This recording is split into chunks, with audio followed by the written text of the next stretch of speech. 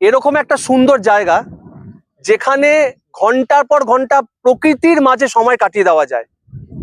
এবং এই জায়গাটার বিশেষত্ব, এই জায়গাটা আপনি প্রাণ ভরে উপভোগ করতে পারবেন।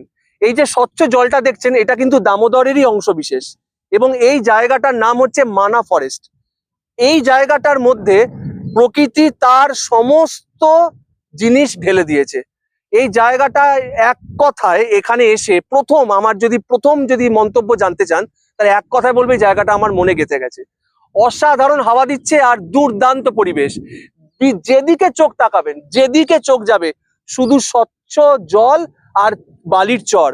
যে জায়গাটা অসাধারণ। এবং এরকম একটা সুন্দর জায়গাতে 5 থেকে 6 ঘন্টা সময় কাটানো কোনো ব্যাপার নয়। কলকাতা থেকে মাত্র 2 ঘন্টার মধ্যে আপনারা পৌঁছে যেতে পারবেন এরকম একটা সুন্দর জায়গাতে।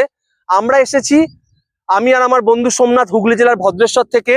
ট্রেনে বর্ধমান জাংশনে নেমে সেখান থেকে একটা টোটো রিজার্ভ করে আপনারা চলে আসতে পারবেন এই মানা ফরেস্টে।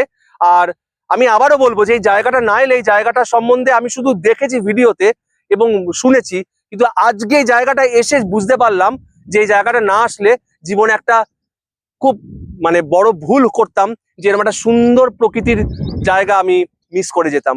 অসাধারণ এক টুকরো স্বর্গ। যারা প্রকৃতি প্রেমী, যারা মনে করেন যে সারা বছরের কর্মব্যস্ততার মাঝখানে একদিনের ছুটিতে একটা এমন জায়গায় যাব যেখানে গেলে পাবেন মানসিক শান্তি, যেখানে গেলে পাবেন প্রকৃতির কোলটা, তাহলে সেই জায়গার একদম পারফেক্ট নাম হচ্ছে এই মানা ফরেস্ট।